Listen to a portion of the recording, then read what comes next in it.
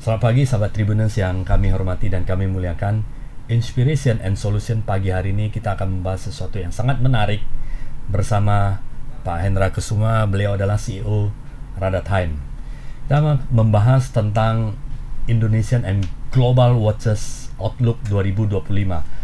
Industri jam tangan internasional dan Indonesia seperti apa? Ya tentunya bersama pakarnya Pak Hendra Kusuma. Apa kabar Pak Hendra? Luar biasa Pak. Luar biasa ya. Bagaimana dengan Bapak? Ya luar biasa. Tetap stay maksimal ya supaya bisa memberikan terbaik kepada sahabat Tribuners semuanya. Pak Hendra, sudah tidak terasa ya. Sudah setahun lewat. Kita sebelumnya pernah membahas tentang jam tangan. Bagaimana karakter seseorang bisa dilihat dari jam tangannya. Kita membahas tentang jam tangan digital dan sebagainya.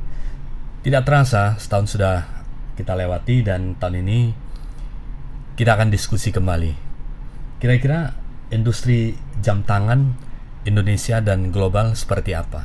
Kalau Pak Hendra melihatnya seperti apa? Tahun ini khususnya global terlebih dahulu. Ya.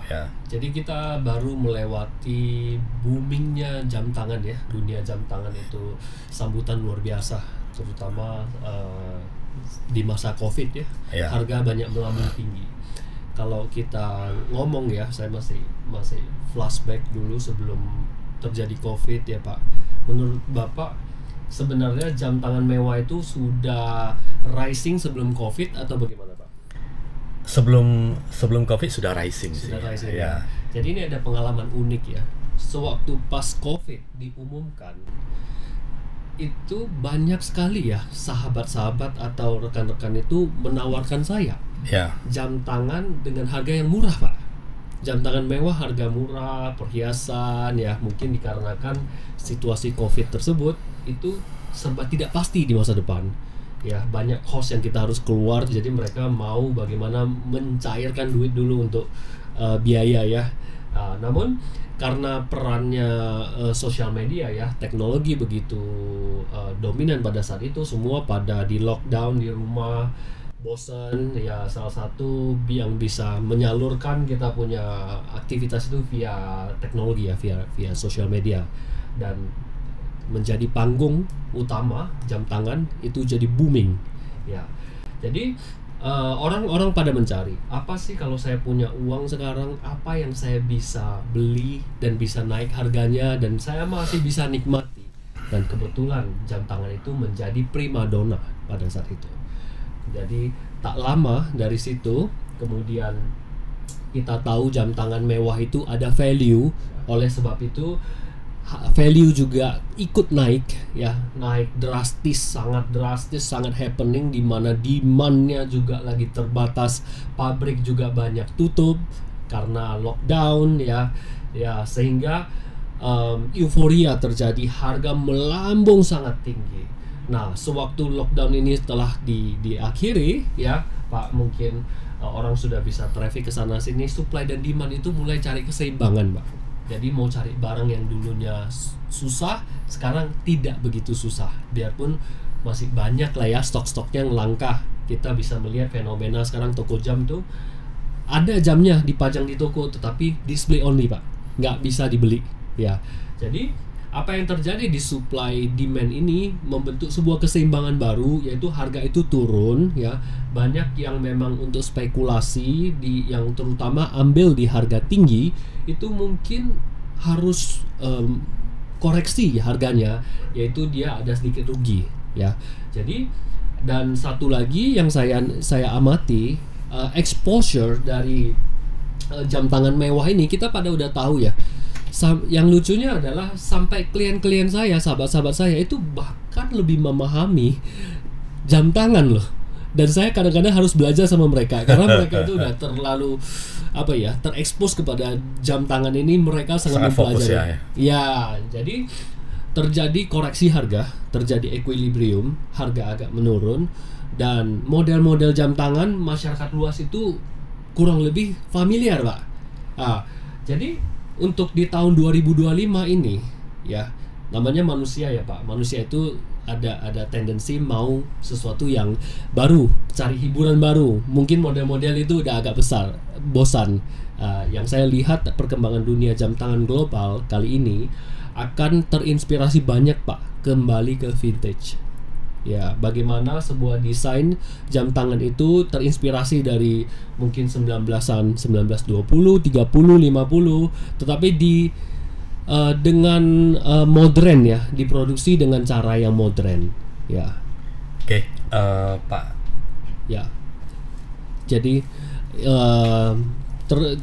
ukuran-ukuran yang dulunya sport ya, mungkin tahun-tahun sebelumnya itu jam tangan sport itu sangat menarik perhatian ya. Sekarang ini agak tendensinya ke arah yang lebih kecil, lebih kecil, lebih vintage, sedikit dress watch ya. Kalau untuk yang kategori jam tangan besar itu model tonau itu model barrel Pak. Barrel itu kayak tong ya, seperti Richard Mille ya. Itu masih sangat populer karena masyarakat ini sekarang lagi sangat enjoy dengan desain seperti itu ya.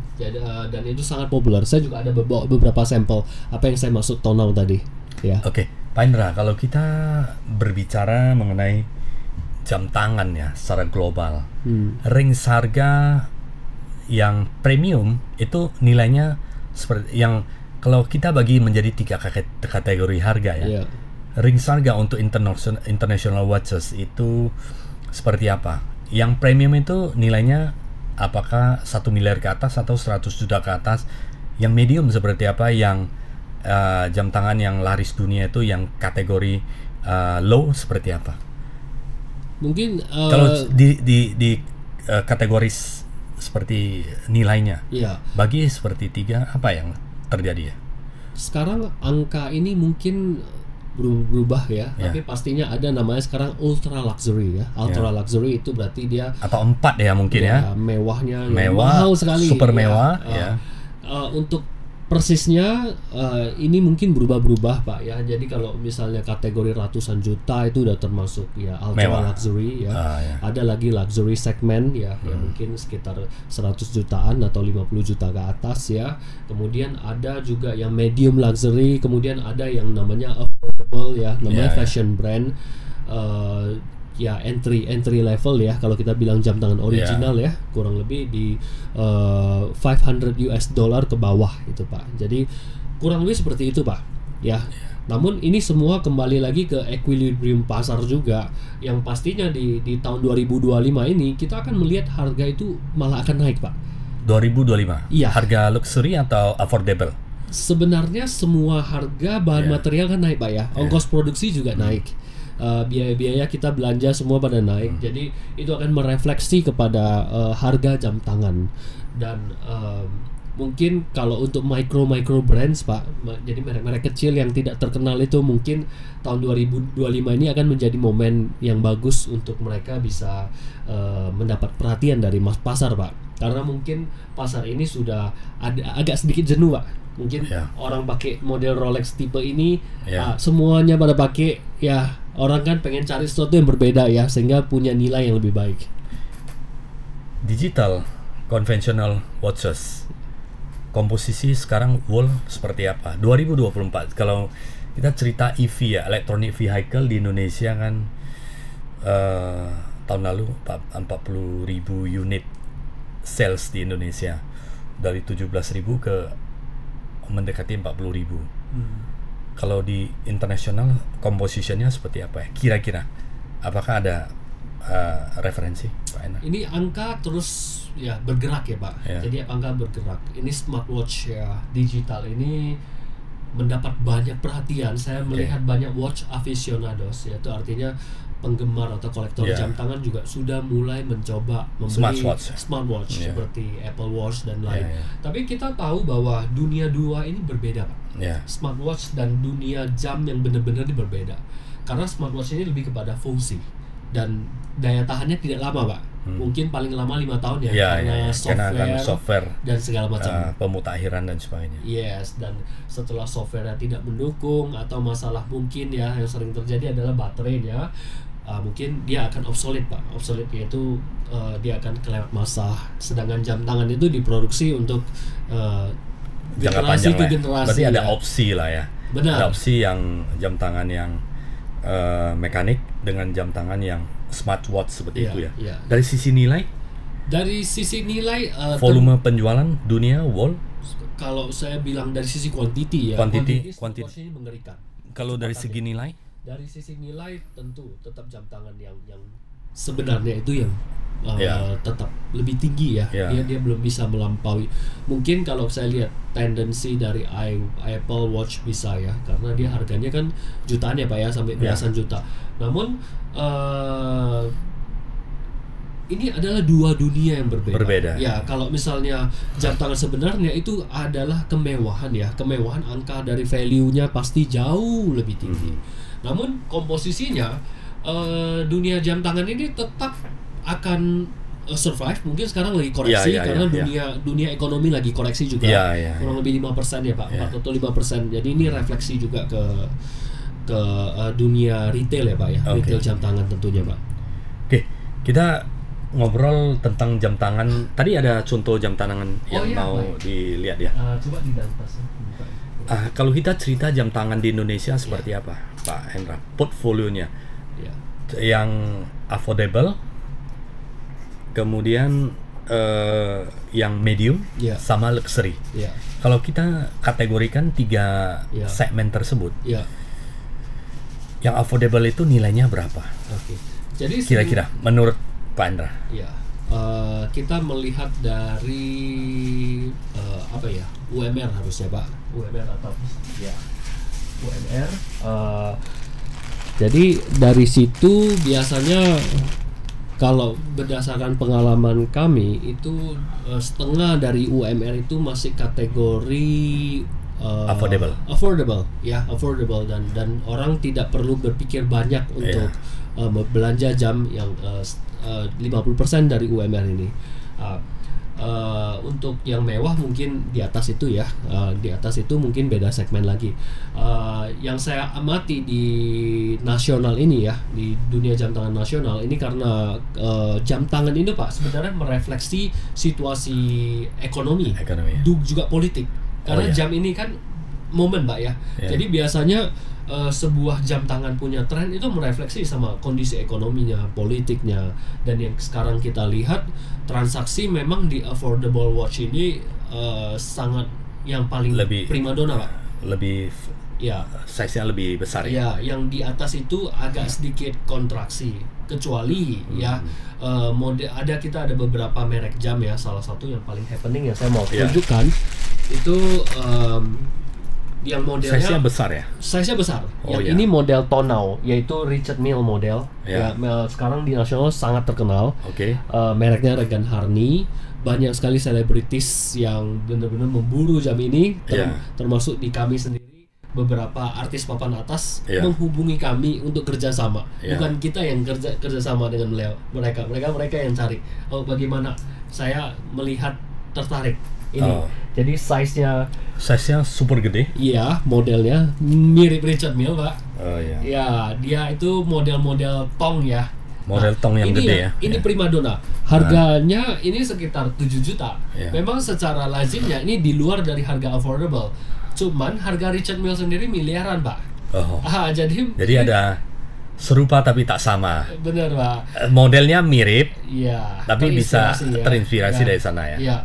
Jadi bayangkan Pak, ini jadi kita bisa namakan affordable luxury.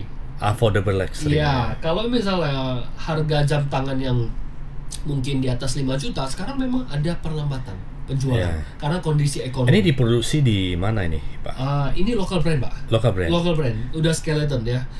Local brand. Apakah made in harusnya China sih Pak. China ya. Tapi China yang kualitasnya yang level tinggi. Tinggi. Tapi apakah ini seperti kalau mirip dengan Richard Mille itu, apakah nggak ada masalah di desain industri dan sebagainya? Saya yakin ya semua jam tangan ini mereka selalu terinspirasi kepada kiblat sih. Yang top lah ya. Paling top dan itu normal ya. Mungkin merek-merek lain bisa aja meniru beberapa Rolex ya. Model Rolex itu sangat banyak di banyak merek lainnya. Tentu adalah strategi bisnis ya, bagaimana mereka itu bisa bermainnya aman Pak. Ya, menarik ya, luxury, affordable luxury ya. Kalau yang premium di Indonesia seperti apa? Kalau 3 brand kita cerita yang masih kategori luxury di Indonesia, yang jam tangan yang masih digemari luxury. Tiga brand. Rolex ya, Rolex pasti ya, AP ya, Ya. Audemars Piguet ya, dan mungkin kalau Patek Philippe itu Patek sudah Philippe masih untuk kalangan-kalangan tertentu ya. Kalau kategori umur, kalau Patek Philippe biasanya lebih mapan ya. Lebih Kalau mapan. Rolex malah luar biasa aja, banyak sekali anak muda yang pakai. anak muda yang pakai, Banyak anak Bukan. muda yang pakai. bukan yang senior. Iya. dan itu kalau kita ngafe itu banyak sekali lihat anak-anak muda sedang memakai Rolex ratusan juta rupiah ya. Memang sekarang di balik kondisi ekonomi yang cukup ada cukup challenge ya. Tapi di sisi spending power untuk luxury itu ternyata masih kuat, biarpun ada sedikit koreksi, Pak. Menjadi sebuah lifestyle ya. Iya, benar. Kalau dari segi brand-brand tersebut, jam tangan adalah sebuah seperti koleksi atau investasi. Ya, Ini kalau kita cerita lebih luas lagi ke fungsinya atau ke investasinya. pertanyaannya Ya. sangat berkualitas, Ya. Pak. Jadi kita refleks saja berdasarkan data ya. Mungkin tahun-tahun lalu kita boleh percaya bahwa jam tangan ini kita investasi nilai yang harganya akan naik dan Ya. memberi kita capital gain, keuntungan. Namun secara fakta banyak sekali orang belanja jam tangan ini ternyata turun harganya, Pak. Oke. Ya, koreksi. Jadi di tahun 2025 ini malah lebih arahnya ke namanya freedom of buying, Pak. Artinya kita belanja, tapi kita tidak begitu mempermasalahkan harga jualnya lagi. Untuk koleksi. Yes, jadi kita punya kebebasan untuk memilih jam yang memang sesuai dengan personality kita atau bagaimana kita bisa gunakan jam ini untuk mengoptimalkan diri kita. Berarti fungsi jam tangan yang dibeli itu bukan untuk dijual kembali atau Yes. koleksi atau investasi, tetapi sudah menjadi sebuah kebutuhan ya. Iya. Lifestyle, kebutuhan bisa tukar Iya. jam tangan sesuai dengan kondisi, dan itu menjadi sebuah seperti yang tematik seperti itu ya pada saat kita situasi pesta formal dan sebagainya ya. Bener, Pak. Kalau bagi saya pribadi, jam tangan tetap investasi. Investasi. Menurut saya investasi untuk diri sendiri, Pak. Ya, bagaimana kita akan termotivasi untuk lebih menghargai waktu, untuk memprioritaskan waktu. Saya yakin itu investasi yang sangat cerdas nih untuk hidup unggul ya di masa kompetisi yang begitu keras saat ini. Namun kalau kita bilang ini jam mau dapat untung berapa di masa depan, mungkin masih ada nilainya, tetapi nilai yang intangible, Pak, yang tidak terukur secara rupiah atau dolar. Saya yakin ini malah kontribusinya jauh menghasilkan lebih banyak dolar kali ya. Iya. Kalau kita prioritaskan waktu, Pak. Menarik. Pak Indra, kalau kita cerita bisnis ya, jam tangan, kita tahu bahwa jam tangan tidak membutuhkan, katakanlah kalau untuk skala bisnis mau fokus di affordable watches itu kan kita nggak perlu modal yang terlalu tinggi ya. Mungkin bisa buka bisnis jualan jam tangan seperti itu. Kalau untuk luxury ya pasti desain toko ya, kemudian koleksi juga harus menarik dan ada kerjasama. Bagaimana situasi persaingan bisnis jam tangan di Indonesia? Apakah tumbuh? Apakah stagnan? Apakah menghadapi sebuah kondisi tertentu setelah COVID? Satu, untuk 2025 ini secara makro, Pak, secara ya. umum Ya. ada koreksi. Koreksi Ya, turun Koreksi atau turun. koreksi turun? Koreksi turun. Ya. Karena daya beli ada sedikit challenge ya. Mereka mungkin kita kalau melihat fenomena di masyarakat, kita mesti lebih wise spending ya, Pak ya. Iya. Lebih efisien sedikit, cari yang lebih bisa tahan lama ya. Jadi keputusannya harus lebih cerdas ya, dengan biaya yang melambung tinggi semuanya. Kemudian kalau untuk masalah kompetisi, sourcing itu bersifat sangat luas ya Pak. Ya sekarang ya makin hari kompetisinya makin ganas ya. Yaitu harga-harga murah, semakin murah, cashback, voucher, bonus segala macam. Semua diberikan. Jadi but back to back ya, business is about giving value, creating value. Jadi tetap juga bagi pengusaha-pengusaha entrepreneur yang terus mencari cara untuk giving value to market, selalu bisa riding the wave.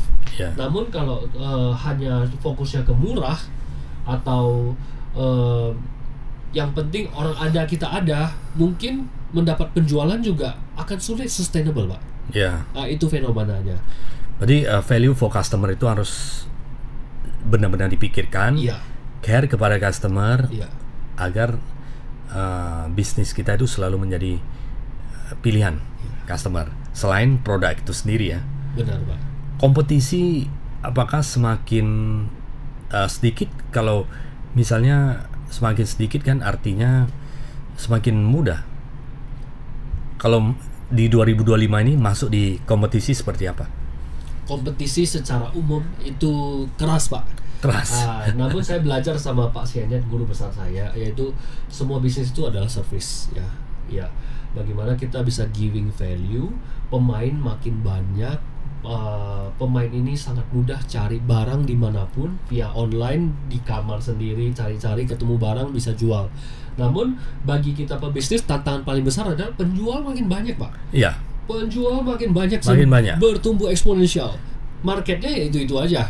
Dan marketnya yang paling parah adalah market makin pinter. Jadi pilihan semakin banyak ya. Pilihan semakin banyak, mereka sangat pintar untuk mencari barang yang cocok. Mana yang lebih murah, mana yang lebih ini.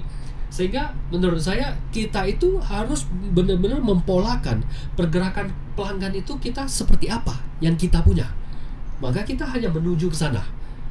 Namun kalau kita berpikir mau bermain besar, bermain yang skala nasional dengan satu strategi untuk semua, saya kira sulit ya? Saat ini. Berarti di antara kota-kota besar di Indonesia, culture dan karakternya beda-beda? Tepat Pak.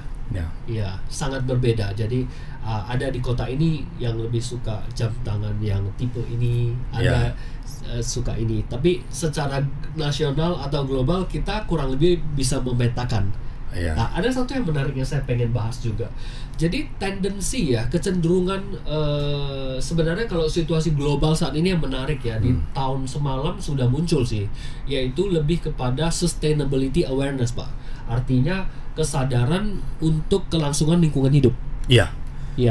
Saya kira semua bisnis akan bicara seperti itu. Seperti di properti, saya ketemu presiden direktur Australian juga cerita properti yang sustainability, green environment, green building dan sebagainya. Ini konsep yang sangat bagus. Silakan lanjut Pak. Kalau di dunia jam tangan, ada beberapa yang sudah mulai sadar. That's why pabrik itu mulai mencari barang yang go green.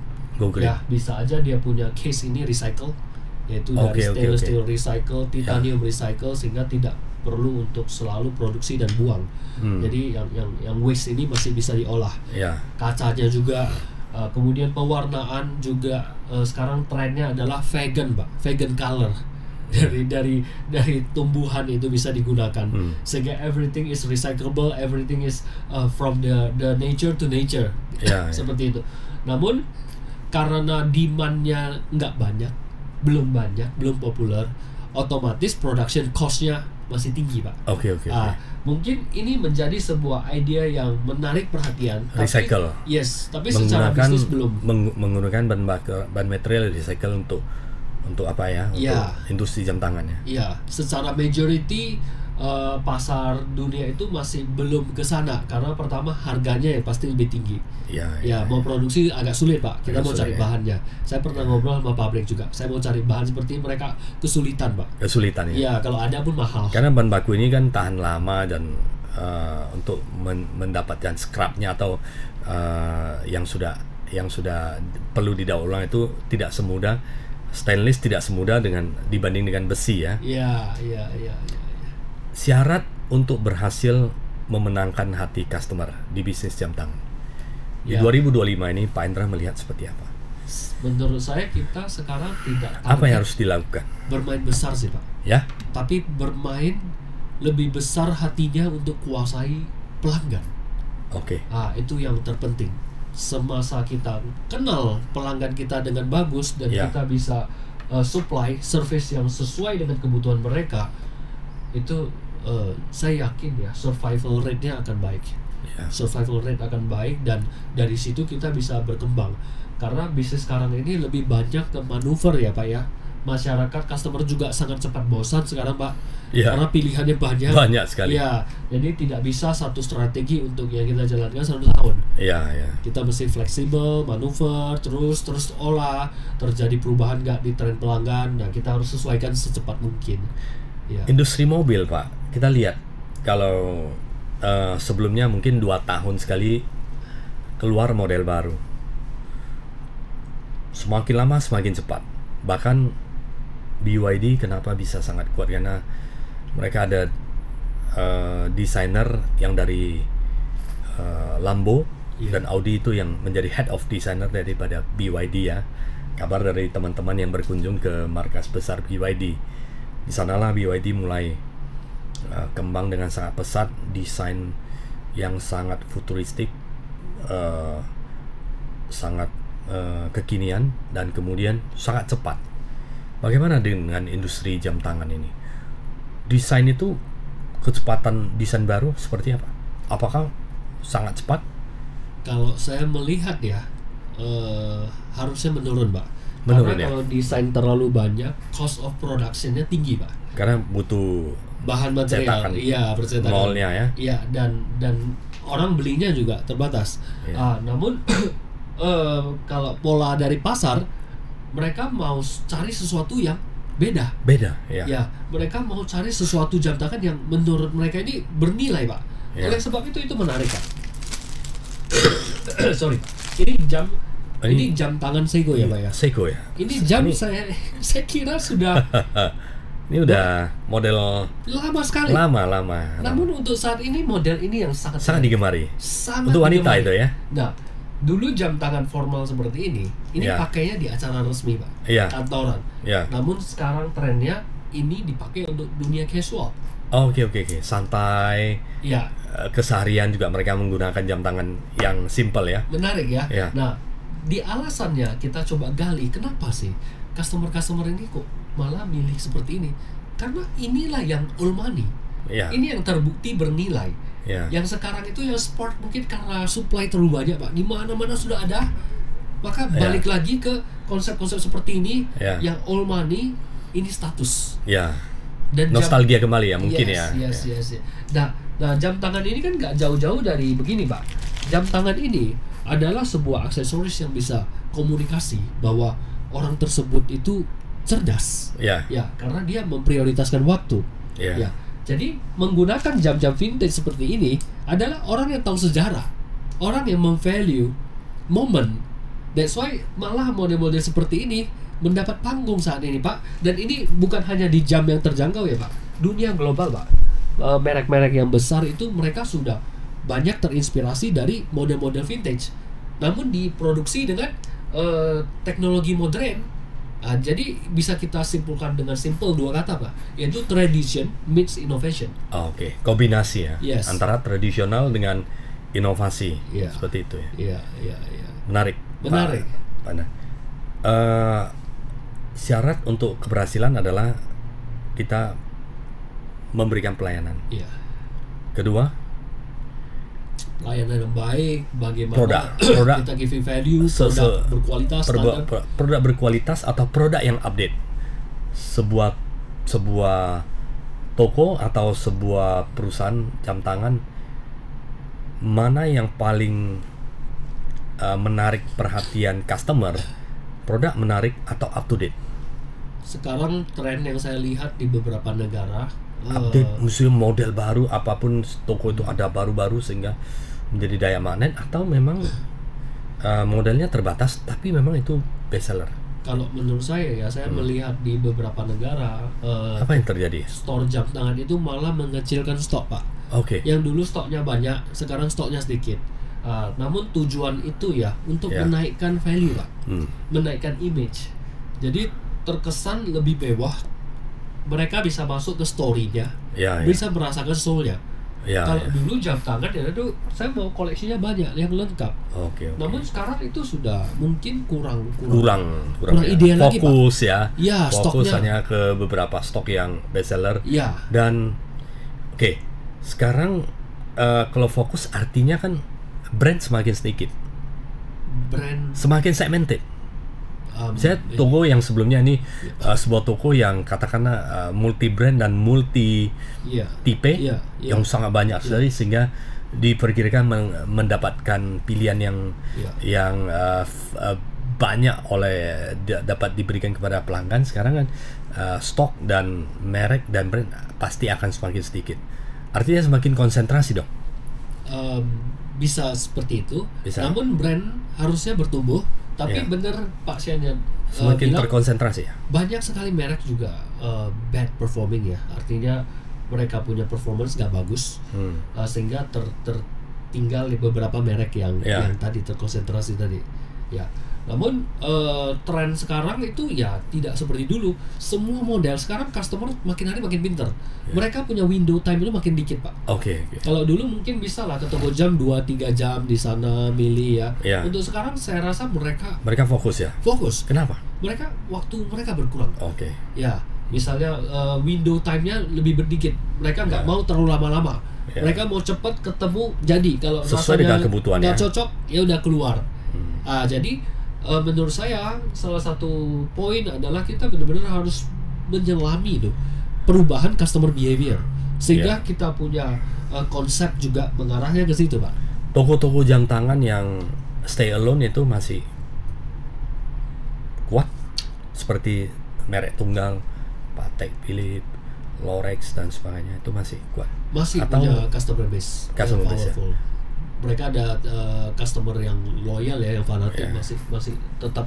Dan saya rasa mereka memang wajib tunggal sih ya, Tunggal ya. selama mereka bisa manage cost ya. Kalau memang costnya tidak termanage ya mungkin gabung. Tapi Ya. semakin dia fokus Pak, soul-nya akan lebih terasa Pak. Ya. Kemewahannya akan lebih kita bisa rasakan. Oke. Menarik Pak Hendra. Sekarang kita cerita offline online. Mana lebih menarik? Offline online menarik. Yang saya tahu sih capeknya Pak. Online itu capek. Online juga sekali. capek ya. Ya. Offline itu sekarang Banyak yang mengira online itu setelah customer klik, buy, pay, ya, kemudian kirim, sesimpel itu. Ternyata tidak semudah itu ya. banyak kerjanya Pak. Mesti editing, mesti taruh spesifikasi, mesti handling customer yang banyak. Ya. Kalau di toko offline, customer handling yang kita handling ya customer yang datang. Ya. Sedangkan di online itu yang nggak penting-penting itu pertanyaan bisa banyak. Ya. Itu harus dijawab juga ya, harus. supaya engagement kepada customer itu. Benar Pak, Nah. benar. Dan sekarang kalau online itu kan tidak terbatas waktu ya. Jadi sangat lumrah ya, customer itu malah ramai tanya jam 10 malam. Ya. Di mana di toko offline jam 10 kalau toko udah tutup ya udah gak ada customer lagi. Selesai kerja gitu. Marketplace atau yang corporate online store sekarang menjadi paling banyak transaksi. Ya. Kalau marketplace masih Masih memegang kunci ya, Masih soalnya memegang kunci. di situ banyak promo Pak. Oke. Banyak ongkir, banyak Ya, ya. voucher, banyak yang bisa diuangkan segala macam. Jadi banyak pancingan. Banyak pancingan ya. Dan orang merasa lebih aman. Sekarang kan marketplace itu udah seperti mall ya Pak ya. Tapi mall secara virtual. Ya. Dan mall pusat grosir lah menurut saya ya di marketplace ini. Kalau di marketplace Pak Hendra, range seperti apa yang masih bisnis jam tangan itu paling maksimal? Kalau di atas itu katakanlah yang luxury mungkin tidak seefisien, seefektif di marketplace ya. Kalau pengalaman kita tidak ada masalah. Tidak ada masalah. Tidak ada Luxury masalah. juga Ya. oke. Seperti yang ini, yang Ya. kategori ini Luxury juga affordable Ya. masih oke ya, lancar sekali. lancar ya. Ya, tergantung customer segmennya apa. Ya, Lagi pula dari marketplace juga menawarkan keamanan transaksi ya. Oke. Jadi saya rasa nggak ada masalah. Tergantung di mana pasarnya ada. Oke. Menarik. Nah, kalau cerita online marketplace Pak Hendra, tadi Bapak ada cerita sedikit orang karena banyak mendapatkan facility, diskon, ada voucher ya. Artinya yang diingat itu adalah harga brand, bagaimana mendiferensiasikan brand di marketplace secara online. Agak sulit ya. Benar. Ini hal perlu kerja Paling keras sulit ya. Tentu kita akan bersaing dengan banyak orang. Orang akan belanja juga. Bisa aja sering sekali kita belanja online, belinya sama siapa? Oh nggak tahu, di Shopee.